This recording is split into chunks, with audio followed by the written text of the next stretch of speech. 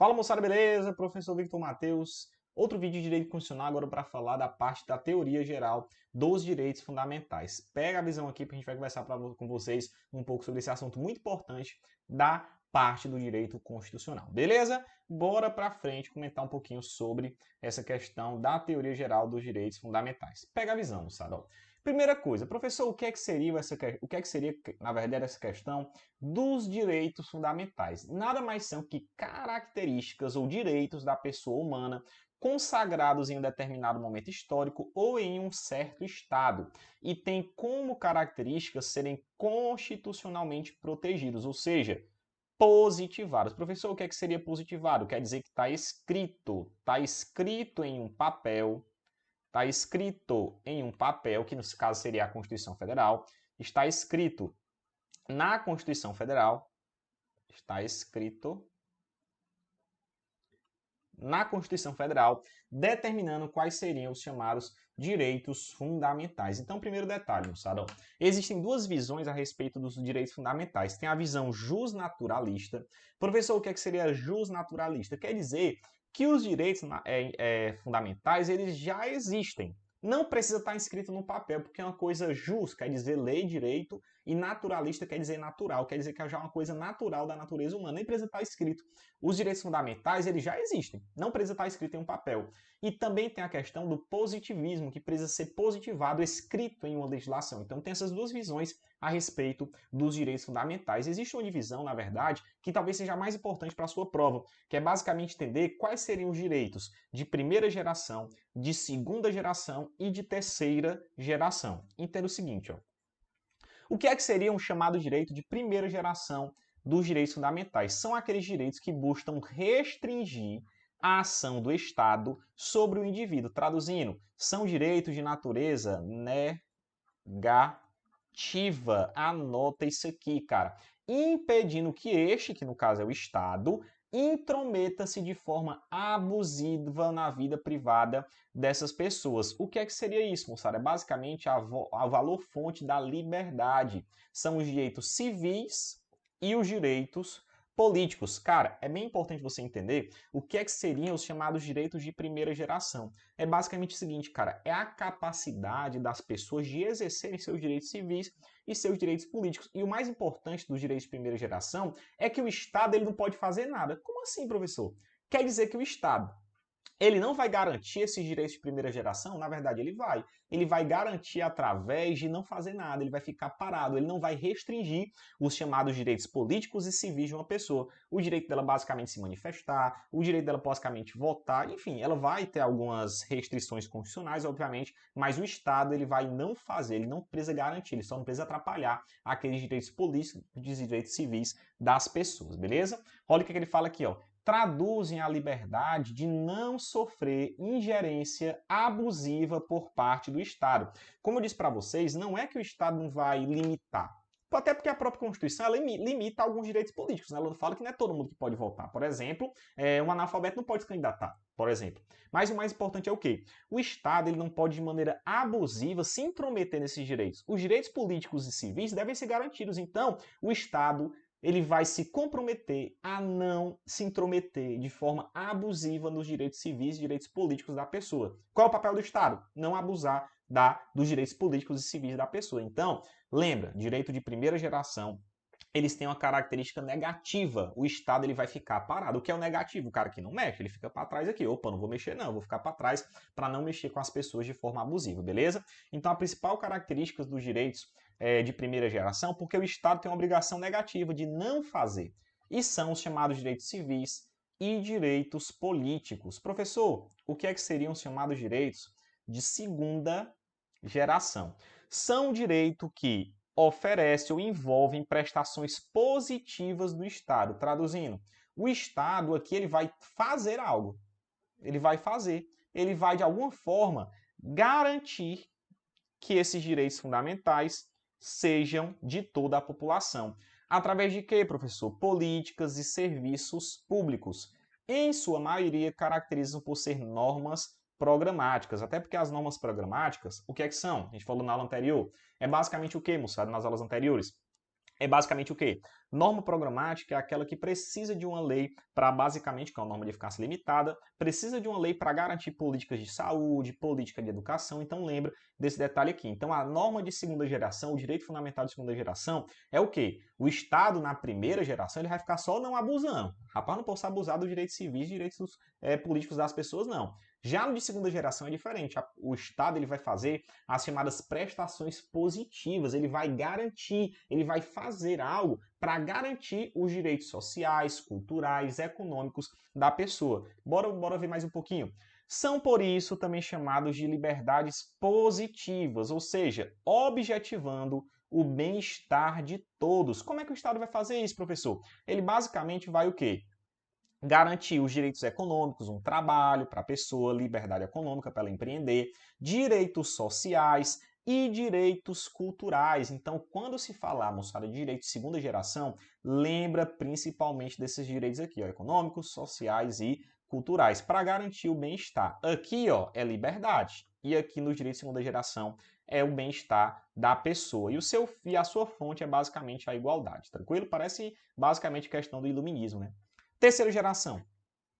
São os direitos que não protegem direitos individuais, mas transcendem a órbita da individualidade para alcançar a coletividade, também chamados de direitos transindividuais ou direitos supraindividuais. Tem como valor fonte a solidariedade. Isso que é justamente o iluminismo. Liberdade, igualdade e fraternidade.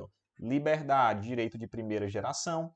Igualdade, direito de segunda geração e solidariedade, direito de terceira geração. Tranquilo? Professor, são os chamados direitos difusos e coletivos. Exemplo, professor, me dá um exemplo aí. Direito ao meio ambiente. Direito ao meio ambiente. Direito ao meio ambiente é um direito coletivo, um direito difuso. Por quê? Porque são para todo mundo. Não é só para determinadas pessoas. Então, é um direito transindividual, um direito transnacional, um direito transindividual, supra-individual. Então, o meio ambiente, moçada, por que ele é considerado um direito de terceira geração? Porque ele não pode ser individualizado. O meio ambiente não é só meu. Ele é meu, mas não é só meu, é de todo mundo. Então, outra coisa. Qual é a diferença dos chamados direitos difusos e os direitos coletivos? O que é a diferença? Difuso, moçada, é porque ele não dá para determinar quantas pessoas têm direito àquilo. O meio ambiente não dá para determinar, né, cara? Como é que você vai determinar quantas pessoas têm direito ao meio ambiente? É todo mundo, todo mundo. Direitos coletivos. É um grande número de pessoas, mas dá para você determinar quem é aquele grupo. Oh, é aquele país, é aquele estado, então é basicamente essa diferença. Mas o mais importante de você lembrar, direitos coletivos, aliás, direitos de terceira geração, eles não são individuais, eles são de toda a coletividade, tranquilo? Então lembra, direitos de primeira geração, o Estado não vai fazer algo, ele vai ficar só de maneira negativa. Direitos políticos e direitos civis, eu vou deixar a galera ser política, deixar a galera exercer seus direitos civis, mas o Estado vai ficar parado, ele não vai abusar daqueles direitos das pessoas. Os direitos de segunda geração já é diferente. O Estado ele vai atuar, ele vai garantir que a pessoa tem direito econômico, a trabalho, social, direitos culturais, a ter direito a acesso à cultura, então a livros, por exemplo. Então o Estado vai ter essa prestação positiva, ele vai fazer algo. Já o direito de terceira geração são direitos transindividuais, que não são individuais de cada pessoa. Direito ao meio ambiente é o maior exemplo que cai a respeito dos direitos de terceira geração, tranquilo? Bora lá. Características principais dos direitos fundamentais. Primeira característica, a chamada universalidade, ou seja, são comuns a todos os seres humanos, respeitadas as suas particularidades, como por exemplo o direito à vida, né? É comum a todos, não vai haver uma certa individualização. Ó, fulano de tal tem e outro não tem. Não, cabe destacar que eles são um direito universal. Outra situação, moçada, que eles podem não ser titularizados de todos, como por exemplo o direito de trabalho, né? Porque o direito de trabalho, na verdade, ele pode ser caracterizado só para alguns grupos específicos. Por exemplo, você lembra que o direito ao trabalho é um direito, é uma norma de eficácia contida. Todo mundo tem direito, mas pode ter limitações a respeito de você, por exemplo, ter que prestar um concurso, ter que fazer uma graduação específica. Então, apesar deles serem universais, em alguns casos específicos, eles podem ser limitados, eles podem ser contidos por uma norma, tranquilo? Lembra desse detalhe aí. Historicidade. Isso quer dizer o quê? Os direitos fundamentais não resultam de um acontecimento histórico determinado, mas de todo um processo de afirmação. Isso quer dizer o quê, moçada? Na verdade, os direitos fundamentais eles não são limitados a um determinado momento. Durante toda a história, o homem sempre teve, através de afirmação daquele direito, os chamados direitos fundamentais. Tanto que quando a gente fala de Declaração dos Direitos Humanos, a gente sempre lembra da Segunda Guerra Mundial. Pós-Segunda Guerra Mundial, foi feita a Declaração Universal dos Direitos Humanos, mas os direitos humanos eles sempre existiam, eles são históricos, durante toda a humanidade tiveram, na verdade, aqueles direitos humanos, mas eles foram sempre reafirmados durante esse período histórico, beleza?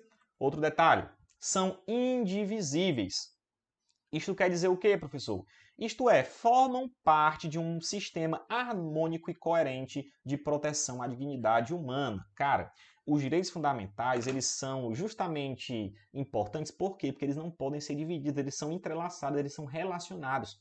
Eles devem viver de maneira relacionada, de maneira conectada, é como se fosse um prédio, cara. Um prédio não vive só com cimento, só com a energia, só com os trabalhadores, então eles vivem com todos esses elementos juntos. Então, eles não podem ser divididos, eles devem ser sempre aplicados de maneira conjunta, os chamados direitos fundamentais. Tranquilo?